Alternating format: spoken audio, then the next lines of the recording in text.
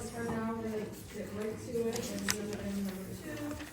Public comments are an opportunity for the community to address the board. Although there is no dialogue, all study sessions, special meetings, and business meetings of the school board are conducted in public, and always offer an opportunity for the public to come to the board. Public comments are limited to 3 minutes each. Moving right on, number 2 on our agendas are dedicated time for the board to receive public comments. We will start with personal agendas.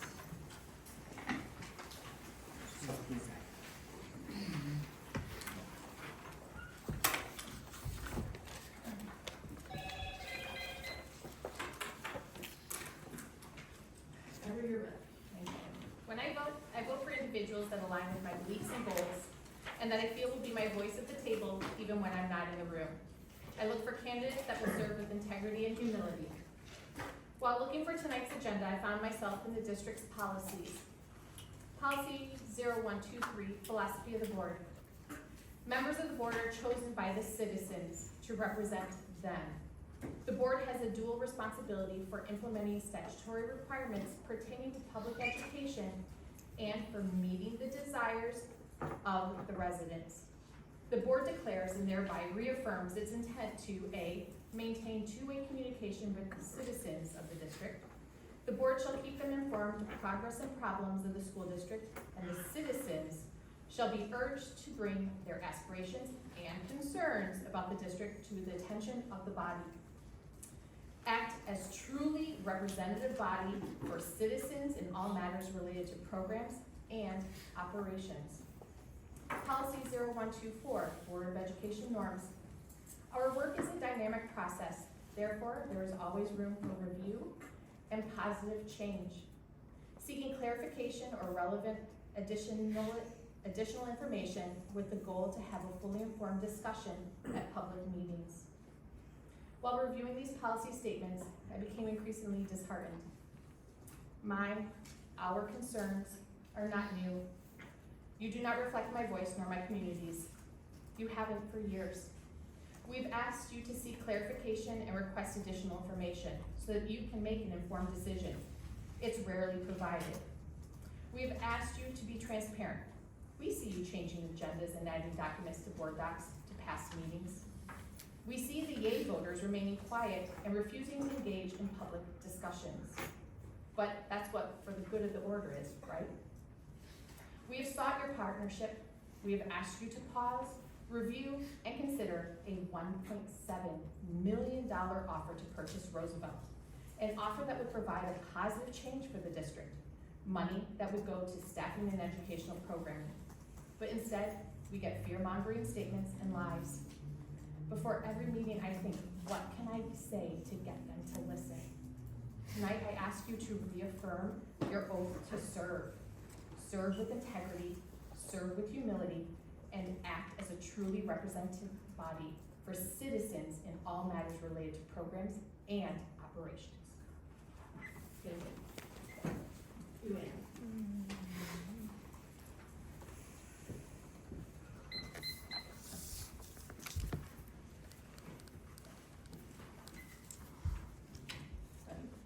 In closed session, I'm sure the district's lawyer will tell you how to correct the violation of the Open Meetings Act, where the board rubber stamped an administrative decision, something they have been doing since 1992 when I first started attending school board meetings.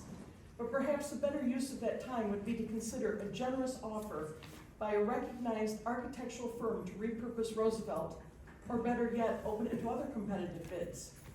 Not since Ginger Rogers have I seen anyone tap dance backwards so quickly as the representative from Arch defending why the remediation bid was less than a quarter of what he himself guesstimated it to be. If Mr. Stottlemyre has so thoroughly reviewed the specs of the bids to ensure there will be no cost overruns, I would suggest that he offer to cover any additional overages out of his salary. And so that we can all be assured that the job has been done adequately, I would ask that Dr. Bozzi and her son stand on the property as the building comes down. If it's safe enough for the residents of Key Eagle Harbor, she should have no qualms about exposing her own children. I don't expect either. What I do expect is that we will have cost overruns added the demolition fees, broker's fees, etc., that will result in no profit for the district, instead of an assured $1.7 million in the preservation of an historic landmark. It's time to make a call to whomever the vacant lot was promised to and tell them the deal is off. Julie, I'm speaking to you as well. The district would then focus on educating our children. Residents filled Orchard Lake City Hall this past week to voice concerns about property values because of a proposed marijuana dispensary. So imagine their worry about their same property values when they opened Friday's Wall Street Journal and saw an article on Roosevelt. Quote, they want the building leveled. If only the school fought so hard for students. In West Bloomfield, only 51% of the elementary school students are proficient or better in reading and only 40% in math, unquote. We've been lucky to ride the coattails of a once deserved reputation, but that reality has changed. You were elected to represent your constituents, listen to their concerns, be fiscally responsible with the taxpayers' money, and educate our children. Our students, their parents, and all our taxpayers deserve better. It's time to stop all the negative publicity, take the generous $1.7 million offer, and move on. Amber?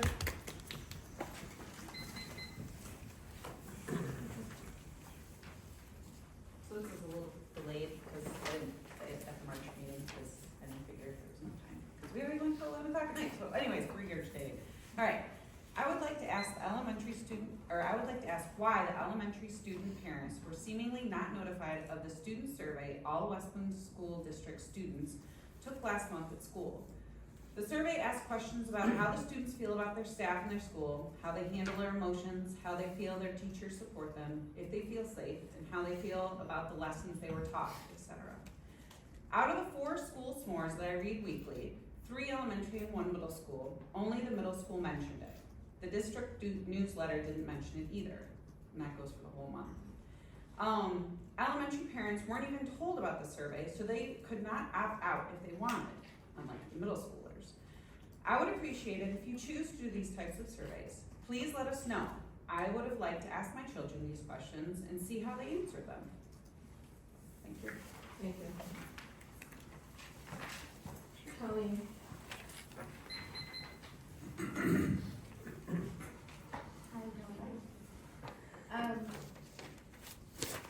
There's a lot happening right now, right? And everybody is a little tense and on edge because we've got a lot, the stakes are very high for everyone at this table and everyone else in the room. And I think I just want to talk about 2 things today. One is that 2 weeks ago in the meeting, the board meeting, I was so disheartened. Like, I understand some of why, but the reaction to a $1.7 million offer, the immediate was assuming the worst and picking at, was it valid, with the LLC being established that same day. And I just, please think the best. I really try to think the best of every one of you.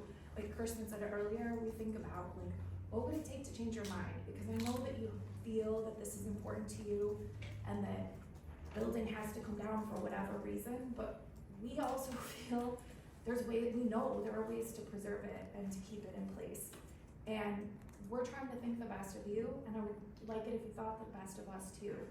Every action, even if it doesn't feel that way, is coming from a place of, we're talking about an issue, and it's not a joke. Like, I just was really disappointed that was the response when we brought a great opportunity to the district to make even more money than what you project that you could make and restore some of the financial things that have happened in the past. And I'm frustrated that it went that way. So, and if you think you can find a better or a different offer or something that's to whatever standard that you're judging, go find it, please, because that would take a lot of time and effort off of us, and we could all get somewhere great.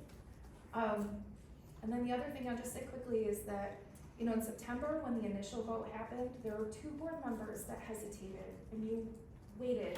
When you supported strategic vision, you held off, or at least hesitated in your vote, specifically because of the demolition of Roosevelt.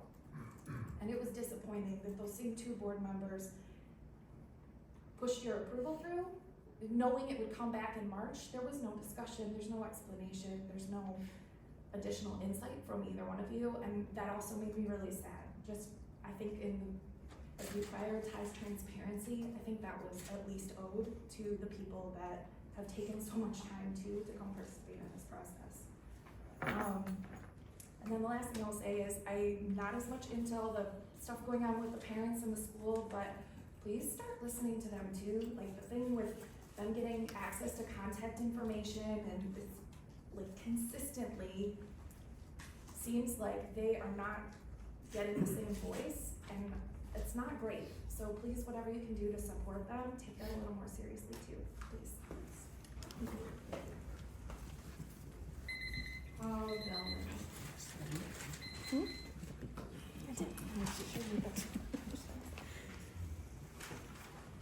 Paul Delman, 28-year resident of Eagle Harbor. I'm here tonight as a taxpayer, someone who is concerned about certain words and their definition. The word roof was used, quote, since a roof collapsed in an unused room at Roosevelt last year in a September 28, 2023 article from the Beacon. The same word roof was used during the court proceedings on Wednesday when Mr. Mullins for the school board made his case.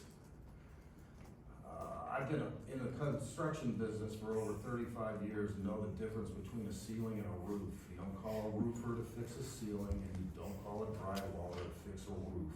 The roof was never compromised, and fixing the ceiling was deemed a minor repair. Had the money for the millage been used to prevent this problem, we'll never know. I do know that repairing this creates a safety hazard, a stunt you used in court to draw sympathy for the safety hazard you created. Once again, you are your own worst nightmare. You are responsible for not just education, but the safety for the buildings and the people, and all the people in them. That's what the tax money is for. Who requests a millage from the community and then due to the lack of urgency, then sits on the money? Here's your next nightmare. You have turned an entire city to question every future millage. I certainly have no reason to support this education board. You're losing students by the numbers. Give Roosevelt back to the community. Turn it into a senior center, an adult education center to provide training for area residents. Rebuild the playground for the kids and the adults. Give back like Farmington Hills did with the Hawk. Show the same spirit the land Roosevelt and the old soccer field on Summers that you already sold or set aside for its community. Thank you for your time. Thank you. David Allen.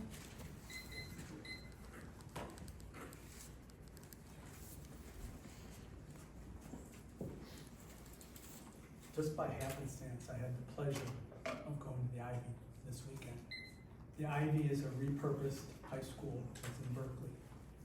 And it was repurposed into apartments. And these apartments sold out pretty much immediately, if not sold out, it's pretty close to sold out.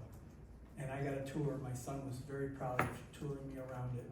Has a workout facility, each classroom kept the walls and basically made each classroom into an apartment unit, which has either, I think there was up to 3 bedroom, but this was a 1 bedroom, kitchen, bath, it even had a washer and dryer in it. And it's just beautiful, and it's right downtown Berkeley, walkable to all the restaurants. We actually went to a restaurant right from there, two doors down, which is the same as Roosevelt. Roosevelt is right at the heart of our town. Converting it into apartments would be on your tax roll probably in 2 to 3 years. The $1.7 million offer that we keep talking about is on the table, and it's not just a letter of intent, which you guys discounted. But it's actual agreement now. It's a purchase agreement that the board got, I believe last Wednesday.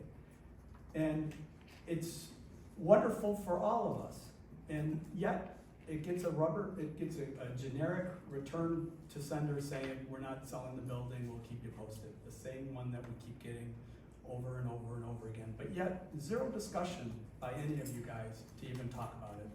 It was brought up a couple times by a couple board members of why aren't we talking about it, but it's still not talked about. So I think you owe it to our community to actually talk about these offers and tell us exactly what's going on, because like, again, we're back to your morals and your guiding light. It's transparency. We deserve it. We're a community that deserves it. And people that don't even live in our community, and I don't even know how many times you guys actually come to Kego Harbor, but we deserve to have your working together.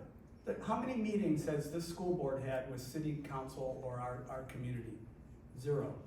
The one meeting was with Dr. Bazzi, and no school board members attended that. And I'm begging you guys to please work with us. We want to work together. That's what we want to do. Thank you. Susan.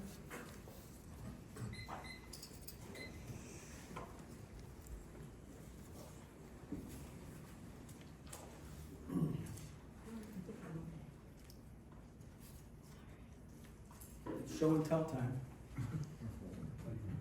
All right, what I want to say is, I know that you have said that you allow us community time to speak, and I feel that, yes, we have had time to speak, but I feel that we put so much effort into our speeches too, and so much heart.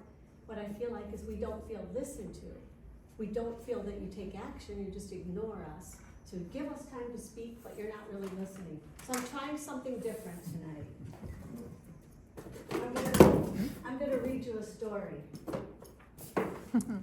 Since you're a school board, I'm gonna read you all a story. The Roosevelt engine that could. Once upon a time in Kego Land, there was a very beautiful old engine. It worked hard over the years, and it brought so much joy to people near and far. One day a wheel fell off, and the Roosevelt engine was stuck on the track, and it needed repair. It tried to budge off the tracks. I think I can, but it couldn't budge. The owner of the Roosevelt engine, BOE, had many complex problems, one being financial, and this was one more. BOE decided the easiest thing to do was hire a company to blow up the engine and clear the tracks. They could use taxpayer money to get it done. When the Kegos found out about the plan, they were devastated. As people who believed in sustainability, they wanted to see Roosevelt engine repurposed. Their own tax dollars would be used to blow up their beloved engine to bits. And then they found out the dynamite company had MIOSHA violations, and they knew the low bid quoted would need to be way higher for a safer demolition. So now they were worried about their health too. So the Kegos rallied, and they found out people from far and wide cared about Kego and the beautiful Roosevelt engine. But their facts and pleas fell on deaf ears. How could they find a solution that would help BOE and change their mind? They all put their heads together calling for help, and lo and behold, a superhero architect, JOE, and a few other investors swooped in with a $1.7 million offer to buy the engine from BOE. JOE had a plan to get the engine off the tracks and repurpose it, solving all of BOE's problems. The dynamite company was called off, and working together, BOE, JOE, the Kegos, and many other caring community members, they worked together, huffing and puffing, and they pushed the engine over the hill and down the other side and off the tracks into a whole new green, sustainable future. Everyone was shouting, "I thought we could work together. I thought we could work together." And everyone did live happily ever after. Thank you. I'll just leave this here for now. Cute, thank you. Liz, That's it. Is that it? Did you want to talk? Did you want to? Okay, you're good. Okay. okay, on our agenda is our graduate and playground site work approvals. Mr. James